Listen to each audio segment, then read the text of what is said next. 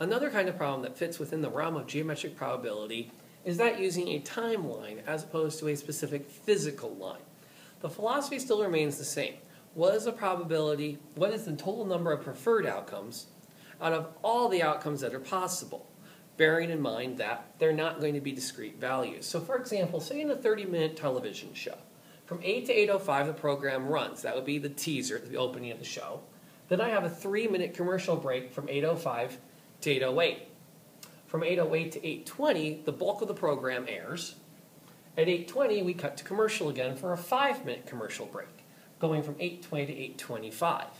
8:25 to 8:30, we wrap the program up and run the closing credits.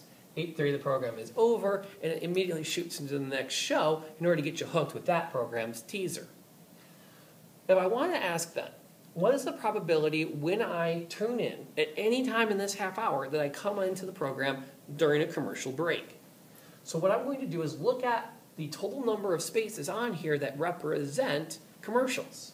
For example, here is a 3-minute window of commercials, and here is a 5-minute window of commercials, giving me 8 minutes of commercials out of the 30-minute airtime.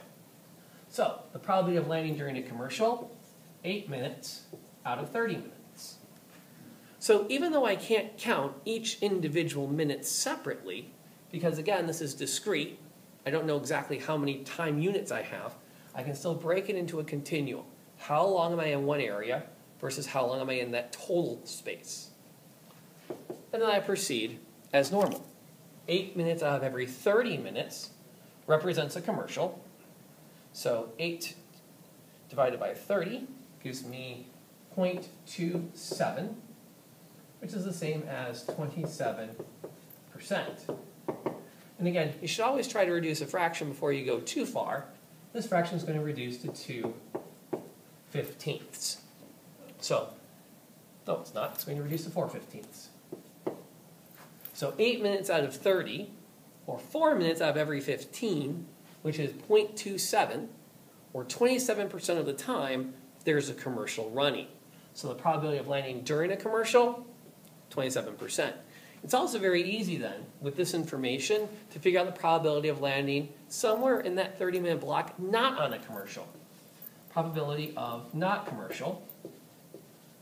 I could redo all of my calculations by figuring, well, how long is that opening broadcast block? How long is this broadcast block? How long is that? Add them all up. I could also jump right in here and say, well, that's going to be 22 out of 30, and then proceed. Or I can simply subtract these values from 1. The probability of landing somewhere that's not a commercial works out to be 0.73 or 73% of the time. Remember, because the probability of something happening and it not happening have to add to 1, I can use that shortcut to get my probabilities of something not happening.